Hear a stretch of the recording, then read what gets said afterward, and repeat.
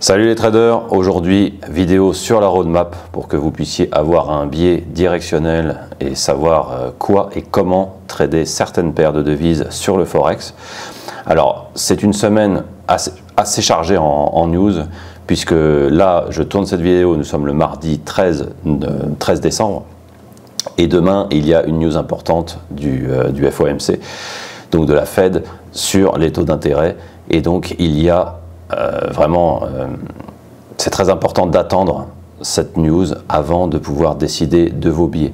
Donc là, je vais quand même vous donner ce qu'il s'est passé le lundi et le mardi, donc dans la journée d'aujourd'hui.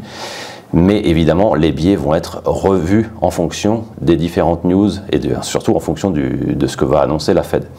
Et aujourd'hui, il y a eu le CPI en news qui a réellement changé les billets tels que nous l'avions prévu. Donc, au départ, nos billets avaient une direction baissière pour certaines paires et depuis cette news-là, nous avons donc pris la contrepartie et nous sommes partis à la hausse. Et donc, il faut voir toujours en fonction des news, même si je vous donne ici les news de mon mentor, les billets de mon mentor et les différentes directions que vous pouvez suivre, faites toujours très attention aux différentes news qu'il va y avoir dans une semaine, parce que sinon ça peut changer la donne, bien évidemment. Voyons maintenant la roadmap pour toute la semaine avec les meilleures paires à trader en termes de range. Donc nous avons en première position le GBP-USD, en deuxième l'USD-Yen, en troisième le GBP-CAD. Donc chacune de ces trois paires-là a 146 pips de range, 182 pour l'USD-Yen et 171 pour le GBP-CAD. Alors ça représente le plus haut et le plus bas et le plus haut, ou le plus haut et le plus bas en termes de mouvement. Donc si vous êtes avec un système de trading qui cherche la tendance, qui cherche une tendance dans une paire de devises, eh bien ce sont ces paires-là qui sont recommandées. Ensuite, en quatrième, nous avons le GBP-Yen, en cinquième, le GBP-AUD et en sixième, l'Euro-USD. Donc aujourd'hui, je ne vais me concentrer que sur ces 6 paires-là, puisque ça ne sert à rien d'énumérer les autres. Je vous le rappelle, nous sommes déjà le 13 décembre, donc il s'agit très probablement de la dernière semaine sur laquelle je vais vous donner les billets pour cette année, puisque vers la fin de l'année, il ne sert évidemment à rien d'essayer de chercher des tendances si vous utilisez un système de suivi de tendance, puisque les professionnels et les gros traders généralement vont arrêter vers le 17 ou 18 décembre à prendre leur position et ne vont reléguer ça qu'aux algorithmes ou à leurs padawan, à leurs apprentis, et donc ils ne vont faire que suivre les directions des gros traders, donc ils ne vont faire que répéter ce qu'on leur a dit. Donc ce n'est pas judicieux de trader vers la fin de l'année, comme nous allons être bientôt, ça va bientôt être le cas là. Donc c'est pour ça que je vous donne là ces paires qui bougent le plus, mais nous allons également voir la force relative de chacune des devises. Et ici, nous avons sur le tableau le GBP qui évidemment a un biais short, comme vous pouvez le voir ici, avec un +2 en puissance, mais comme je l'ai dit en début de vidéo, ça peut changer en fonction des news.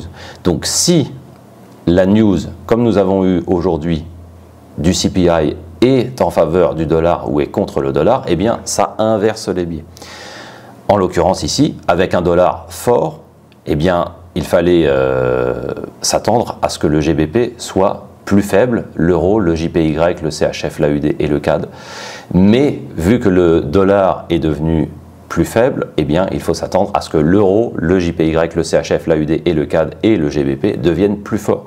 Donc ça inverse le biais, forcément, puisqu'il y a des données qui arrivent en temps réel et qui sont très importantes, puisque je le rappelle, le CPI c'est le prix à la consommation, donc le Consumer Price Index, et donc c'est une news très importante qui a forcément toujours un impact sur ce qu'il se produit. Donc même si nos algorithmes ou mon mentor vous donnent les biais directionnels pour la semaine, pensez toujours à faire en sorte de regarder attentivement les news. Moi pour ça je vous recommande le site Forex Factory qui va vous donner, vous voyez ici on voit pour le 14, donc c'est-à-dire demain, que la Fed va faire une grosse annonce économique avec le Federal Funds Rate, donc on va avoir l'annonce des taux d'intérêt, et donc regardez bien, faites toujours attention, s'il y a ce type de news, je vous conseille d'attendre avant de rentrer.